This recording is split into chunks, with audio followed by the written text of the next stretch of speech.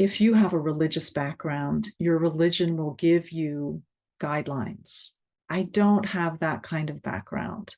I have had many spiritual, religious experiences, and I have a strong faith in God, and I have a faith that my instincts, my essential self, kind of knows what to do because of that strong relationship with God. So this is a little bit more of a how-to type of video.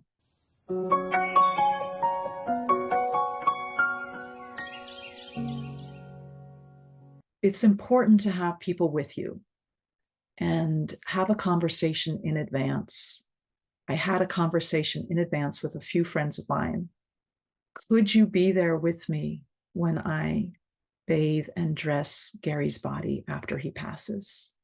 And, you want to ask people who are not squeamish or afraid of death. You want to ask people who want to be called on in these important times of need, who feel really honored to be invited, and who have a sense of the sacred. They don't have to have any special training either. If I had not had that ceremony, I would remember back to seeing his dead body in less favorable ways. The things that you might want to have with you are any sacred objects. Wear something that gives you the feeling of doing something sacred. So you would want to change out of your pajamas, for example, as I did. Wear something, doesn't have to be fancy, of course, but just wear something nice, like if you're going to church. And it's good to have flowers. If they've visited someone that they know is passing, sometimes people bring flowers. You may have a garden that you can pick from. If you have other beautiful objects, that's fine. Candles, because the symbolism of the flame of a candle, it represents the light of God inside all of us. Having essential oils, if you want to have a nice scent, having a bowl of water that has maybe essential oils in it, maybe a little lavender.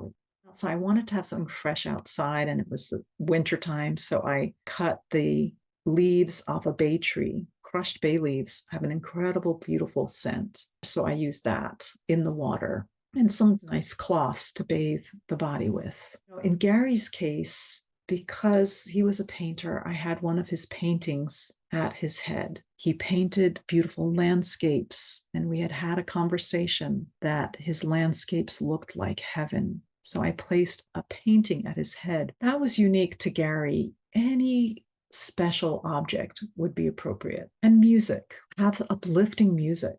You generally want to cut away the clothes so you can properly bathe the whole body. So scissors can sometimes help because a dead body is cumbersome. That's why you need help to just manipulate the limbs into the new clothing. And you want to have picked out a nice outfit for them that's not too hard to get into. I didn't do this with Gary, but I've considered it. To make a shroud, a big piece of white, off-white muslin linen, flat cotton cloth, when the person is still alive, if there's someone that wants to engage in their own passing, to see it in an uplifting light, where people can gather in a party and all draw or paint on a shroud. And then that could be all done in advance, folded away, and then that could be brought out, and someone could be simply wrapped in that. That's one way of engaging with death in a positive way before the fact, and the person who's dying could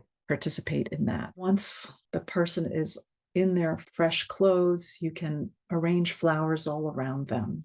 We sang songs, we told stories, we prayed, we meditated, and anything that you want to do that would bring a sense of sacredness into that. When I look back on that day, it eases my mind to remember the powerful vibration in that room. Every person in that room understood the momentousness of that occasion. Every person in that room had a sense of the holiness of what was happening, and the presence of God, the presence of Gary's soul. Create a scene that your mind can go back to and remember with a sense of sacredness and even joy. I had an experience the next day of Gary's presence where he said to me with great wonder, I am free. I am free. I am free. And I was filled with that amazing sense of the mystery of death, where you're freed from your body. Gary was free of all pain, anxiety, and suffering. And I really got a sense of that. Having that ceremony helped me have that insight. And having that insight helped me with my grieving process. I miss Gary terribly. Nothing can bring him back. But I am comforted by having engaged with his body in an honoring way. I hope this helps.